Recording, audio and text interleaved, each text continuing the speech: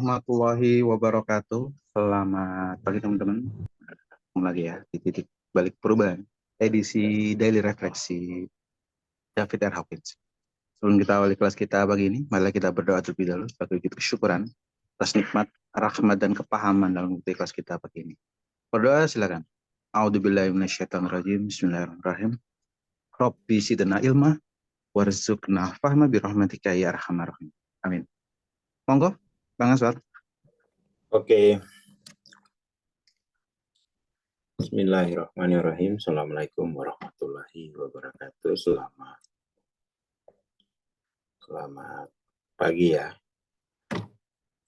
Kita lanjutin daily reflection kita.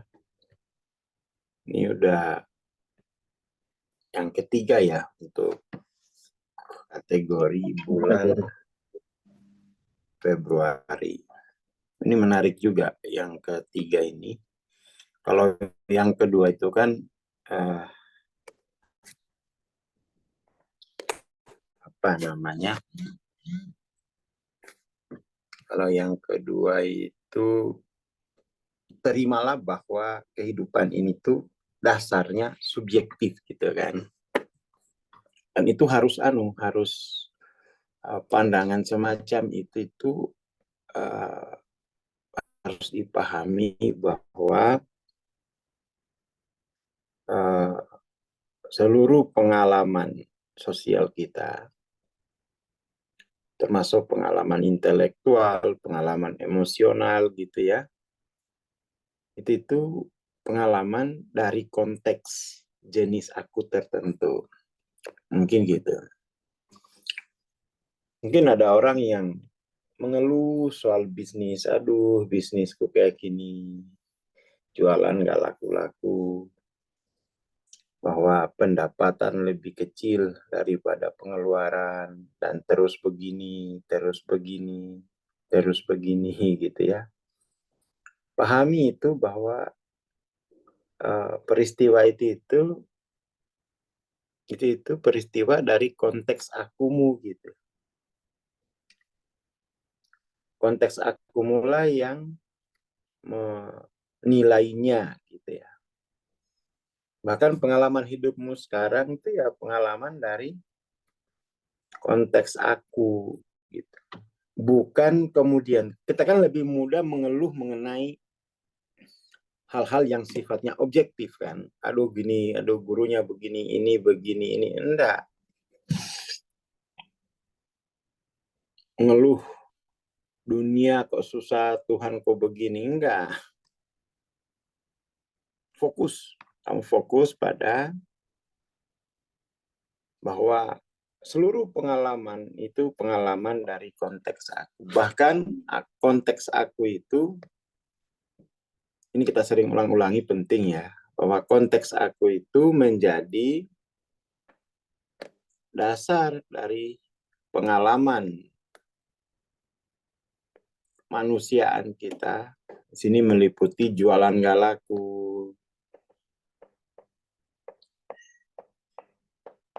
kemudian apalagi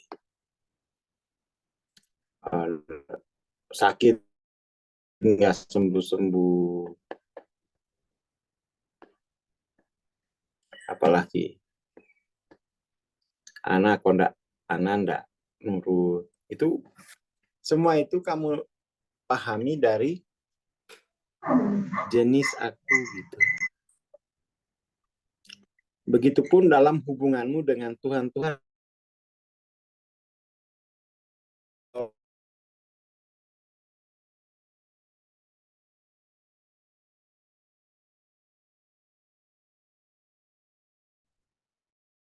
Ngaker banget ya dengan minggu.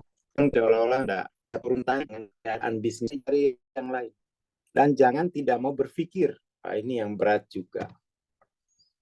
Yang berat di masyarakat kita itu enggak mau menerapkan asas, enggak mau megang asas. Jadi enggak usah dipahami pengalaman itu. Ya ini, karena belum menerima prinsip kebenaran itu sifatnya subjektif. Gitu. Nggak mau. Ya sudah, sampai dia mau gitu.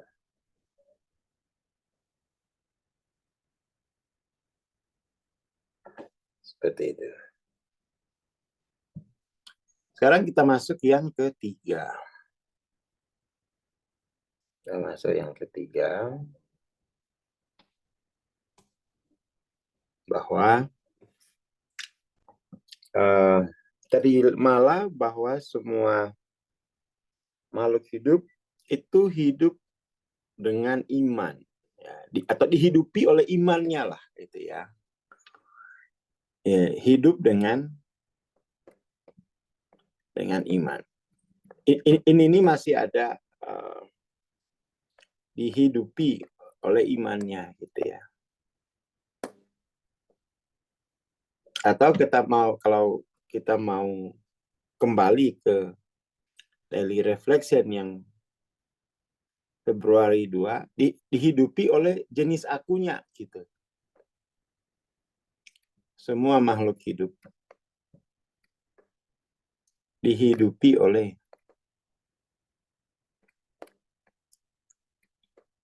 jenis aku masing-masing.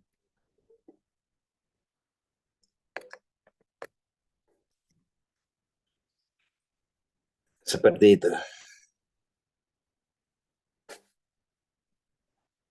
Jadi jenis aku itu menghasilkan level iman yang berbeda-beda.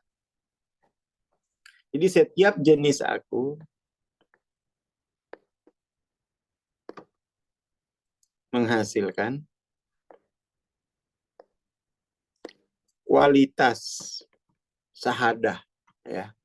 Kualitas musyahadah yang berbeda-beda.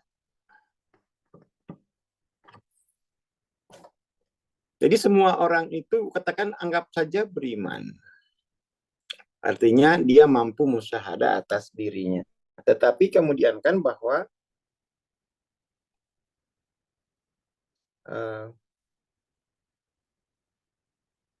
jenis akunya itu menghasilkan kualitas musyahadah pada diri, pada Tuhan itu seperti apa? Apakah jenis akunya itu adalah alam ilusi, misal musyahadahnya di alam ilusi, musyahadahnya di alam intelek, ya toh? Jadi hati-hati dengan setiap jenis aku, karena setiap jenis aku itu memiliki pengetahuan. Setiap jenis aku memiliki kemampuan identifikasi ontologis. Jadi identifikasi ontologis inilah yang disebut iman sebenarnya. Jadi setiap jenis aku memiliki kemampuan identifikasi ontologis. Identifikasi ontologis ini kan namanya musyahadah. Nah, ini yang menjadi dasar iman. Kalau dimensi ketiganya, identifikasi ontologisnya berbeda dengan identifikasi ontologis dimensi keempat. Dimensi keempat berbeda identifikasi ontologisnya dengan dimensi kelima. Dan seterusnya begitu. Makanya dulu aku pikir itu ya. Saya pikir itu apa ya? Buku Power Force. Buku Power Force yang saya kenalkan itu saya pikir akan dipahami dalam konteks itu gitu. Ternyata ya enggak. Ternyata masyarakat kita itu sudah punya konsep imannya itu enggak jelas gitu. Pokoknya aku percaya loh, percaya kamu udah bisa identifikasi ontologis enggak? Kan gitu. Jadi Ya ini kita kemudian tuh perlu perlu memahami kembali, ya, memahami kembali definisi iman ini loh. Ini yang nggak jelas nih. Proses keberimanan kita ini nggak jelas nih. Kan kita tidak bisa beriman dengan cara imannya kaum filsuf gitu kan. Kaum filsuf kan imannya iman dimensi keempat, penalaran, melalui penalaran. Dan seperti itu. Kan iman kita tuh syahadah, musyahadah itu kan. Itu nggak cukup dengan dimensi keempat, tetapi dimensi keempat itu menjadi tangga. Menjadi tangga. Menjadi tangga. Untuk beriman dalam konteks hadir langsung. Tidak melalui konsepsi gitu kan. Seperti itu.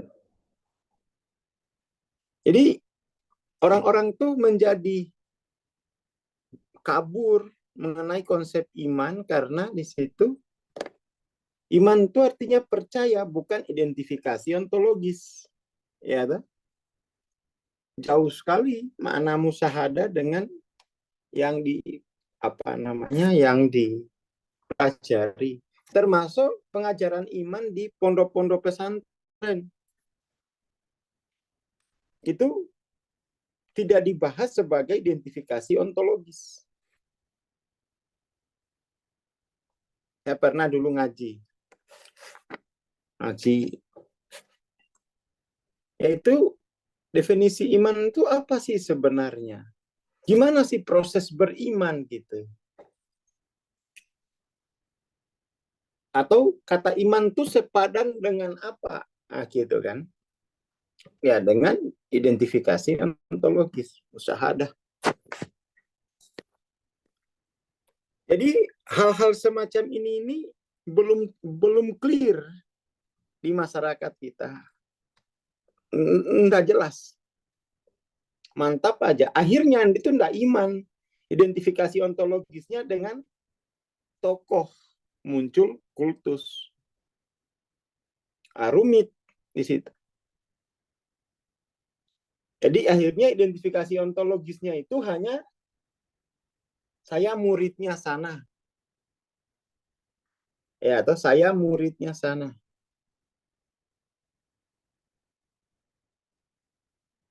Nah, ini kita karena tidak jelas kosakatanya. Nah, ini bagus. Ya, setiap jenis aku memiliki sangka terhadap Tuhan. Ah, benar sekali. Benar sekali. Ini siapa nih? Bang Sopianto, YKD Palembang. Keren. Begitupun dengan setiap jenis aku itu memiliki memiliki sangka terhadap dirinya. Terhadap dirinya. Saya dulu agak sensitif dengan kosakata itu gitu. Sangat-sangat sensitif dengan kosakata. Karena kenapa? Di kampung tuh ditekankan pemilihan kosakata itu. Setiap kosakata punya skalar dan punya vektor. Kita tidak bisa mempergunakannya secara sembrono. Secara sembrono tidak bisa. Setiap kosakata itu ada maksud yang unik, ada kode genetiknya, gitulah kira-kira. Setiap kosakata itu kode genetiknya sudah ada. Jadi kita nggak bisa ini sembarangan lagi memperlakukan bahasa gitu. Nggak bisa. Makanya kemudian tuh mau nggak mau ya, nggak apa-apa lah dibilang maksa. Ya kamu harus memahami seluruh ini untuk memastikan bahwa musahadamu itu dimensi 5. Musahadamu itu dimensi 6. Musahadamu dimensi 7, 8, 9, 10. Mau nggak mau ya, Makanya ya diwajibkan kamu kuasai ini melalui minimal kamu baca 3 buku pendasaran aku. Wajib itu. Diwajibkan aja, wes. Nggak apa-apa. Karena ini orang sekarang itu nggak ngeh. Kita pengajian tuh kemana-mana gitu ya. Nah, ini ada lagi bagus. Setiap aku itu ada koneksi kepada Tuhannya gitu.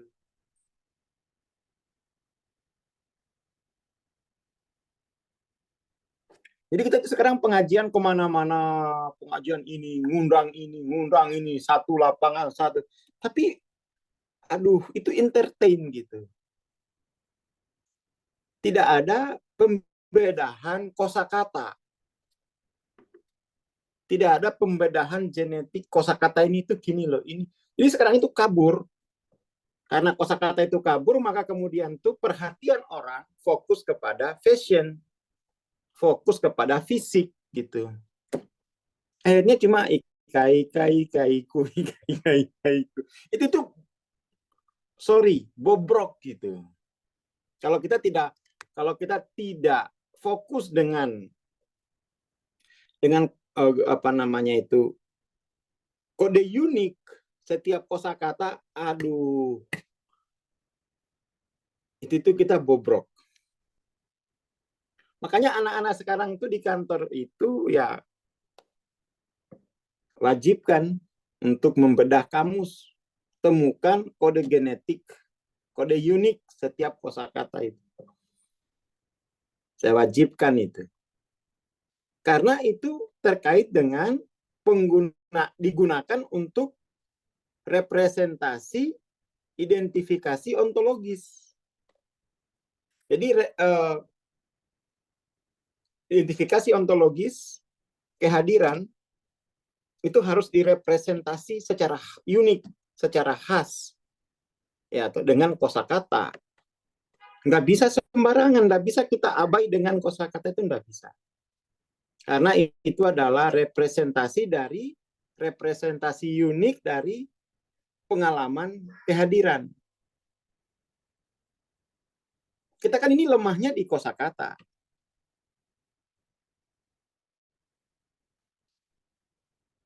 Seperti itu.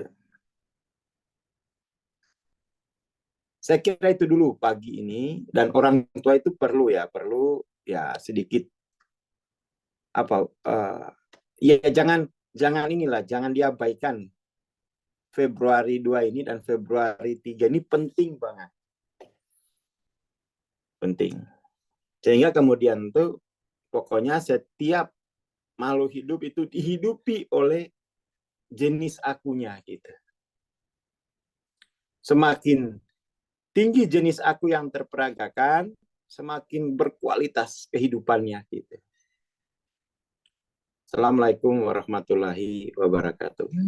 Waalaikumsalam warahmatullahi wabarakatuh. Terima kasih Bang Aswar, terima kasih teman-teman. Jangan lupa ya, terus progresif keakuannya dinaikin. Insya Allah nanti malam yang ikut kelas parenting Awaken Family kita lanjut kelas ya. Terima kasih, kita bertemu besok insya Allah. Assalamualaikum warahmatullahi wabarakatuh. Selamat pagi dan selamat beraktivitas.